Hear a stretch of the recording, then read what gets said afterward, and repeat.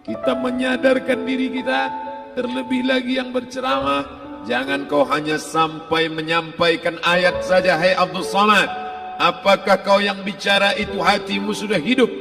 Senantiasa merasakan diri, aku orang paling hina, aku orang paling kotor, ditempelkan kening ke lantai di tempat yang diinjak tapak kaki, mengatakan bahwa aku bukan siapa-siapa.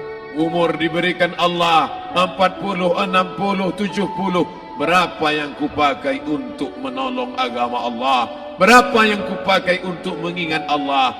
Mata, tangan, telinga, kaki akan diminta tanggung jawab di hadapan Allah. Dulu dibangga-banggakan, dihormati, dimuliakan. Yang kami muliakan Al-Mukarram, Al-Ustaz. Tapi pada saat tiba masanya, yang kita bawa tak lain tak bukan innallaha la yanzuru ila ajsamikum. Allah tak menengok badan, fisik, bentuk tubuh, baju. Ini sampulnya saja. Wala ila suwarikum, Allah tak menengok rupa, wajah. Walakin yanzuru ila qulub. Hati kamu yang bersih itulah yang kau bawa menghadap Allah Subhanahu wa taala. Yauma la yanfa'u malun, harta tak berguna. Wala banun, anak tak bisa menolong. Harta tak berguna, anak tak mampu menolong. Illa man atallah, kecuali orang yang datang menghadap Allah biqalbin salim, dengan hati yang bersih, hati yang tulus, hati yang memercikkan cahaya iman, hati yang bersih dari hasad, busuk hati, sum'ah, riya, takabbur. Itulah yang menolong di hadapan Allah Subhanahu wa taala. Apa kata Imam Ali radhiyallahu an? An-nasu niyam. Semua manusia waktu hidup itu tidur. Bapak tidur, ibu tidur, saya tidur. Semua orang waktu hidup itu tidur. Falamma matu, ketika dia mati, disitulah dia baru terjaga dari tidur panjang. Saat Israel mencabut nyawa, ditarikkan adalah satu centapan yang kuat. Disitulah kita baru terjaga dari tidur panjang. Betapa aku meninggalkan salat, betapa aku tak berzakat, betapa dulu kekuasaan. Aku lulus umur 30, pensiun 58, 28 tahun apapun tak pernah kubuat untuk agama. Sibuk membesarkan anak, sibuk mengurus warisan. Anak pun tak ingat dengan kita, karena kita lupa menanamkan pendidikan agama di dalam otak kepalanya. Harta yang banyak tak sempat menolong agama Allah. Anak tunggal semata wayang tak sempat dididik agama.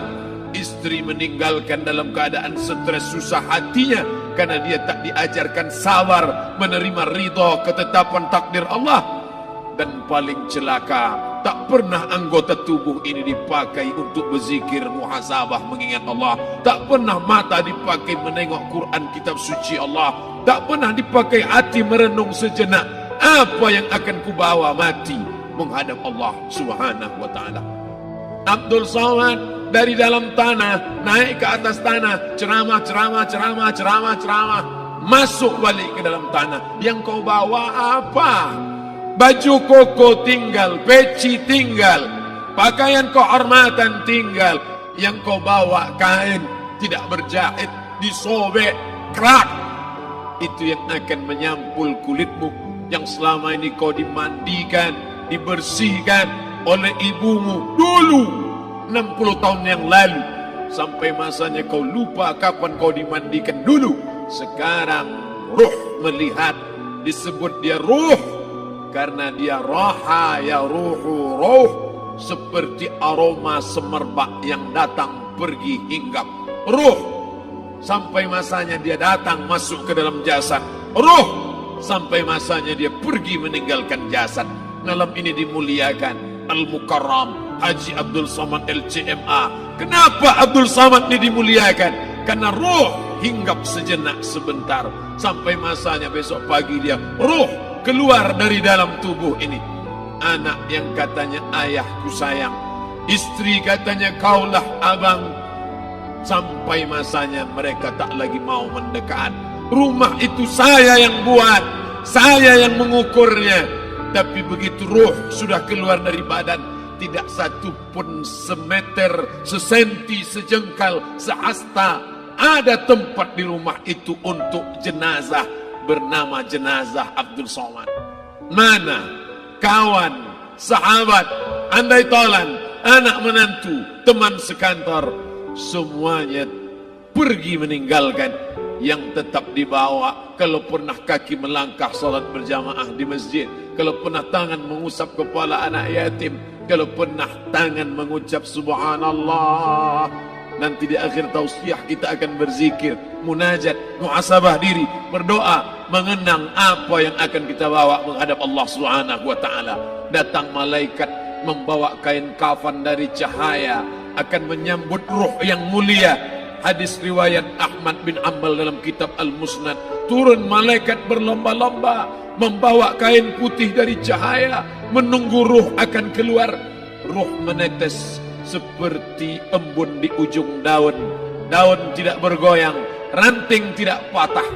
Ruh menetes pelan turun ke dalam kain kafan, dibawa malaikat ke pintu langit. Tak sabar mereka menyambut. Inikah dia yang selama ini berjamaah? Berapa banyak yang masyhur terkenal di bumi, malaikat tak mengenal dia. Ini ruh siapa? Tapi ini bukan LCMA, dia bukan ustaz, dia bukan ulama, tapi imannya dalam, kekuasaan dipakai menolong agama Allah. Ruhnya keluar di bawah, semua malaikat mengucapkan salam. Inilah orang yang selama ini kami tunggu-tunggu, catatannya sudah lama. Setiap pagi petang malaikat subuh membawa catatan namanya, malaikat malam membawa catatan namanya. Kami merindukannya. Begitu orang-orang yang masyhur di langit tapi tak dikenal makhluk bumi. Tapi ada sebaliknya, yang rohnya disentapkan, ditarik malaikat dengan begitu tarikan yang sangat kuat. Nabi bertanya saat Isra Mi'raj kepada mereka yang sudah mati ribuan tahun yang lalu, apa yang kalian rasakan? Yang satu mengatakan seperti tebasan pedang di tempat yang sama beratus kali. Yang satu mengatakan seperti kambing yang dikuliti hidup-hidup. Yang satu mengatakan seperti mata kail pancing ditarik dari kulit yang basah. Maka kita berdoa setiap selesai salat, Allahumma hawwin alaina, ringankan kami ya Allah, fi sakaratil maut, di saat sakaratul maut yang amat sangat menyakitkan itu, di saat malam pertama di tempat yang gelap, di tempat yang tak pernah diimpikan oleh orang, tapi kita tetap melewati dan merasakannya. Perlahan-lahan cacing tanah, ular-ulat kalajengking akan menggerogoti kulit yang selama ini dimandikan, selama ini dipakaikan sampo yang mahal, selama ini dioleskan pelembab yang lembut. Tapi ternyata sebelum roh keluar jasad, setelah keluar, dia hanya akan menjadi santapan cacing tanah, hancur berkeping hari demi hari. Yang pertama kali membusuk adalah mata, karena dia berisi cairan. Cairan ini mengering, busuk dan berlubang. Lalu kemudian usus sebulan di dalam tanah, mulai dia menggelembung masuk angin dan dia meletus pecah. Cacing-cacing tanah mulai datang menggerogoti, memakan.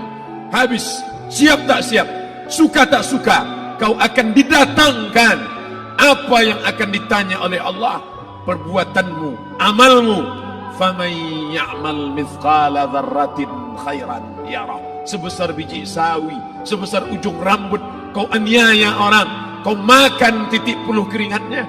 U'tul ajira ajrahu, berikan upah pekerjamu, gaji tukang panenmu, gaji tukang cuci setrikamu. Kau makan, kau tahan 3 bulan.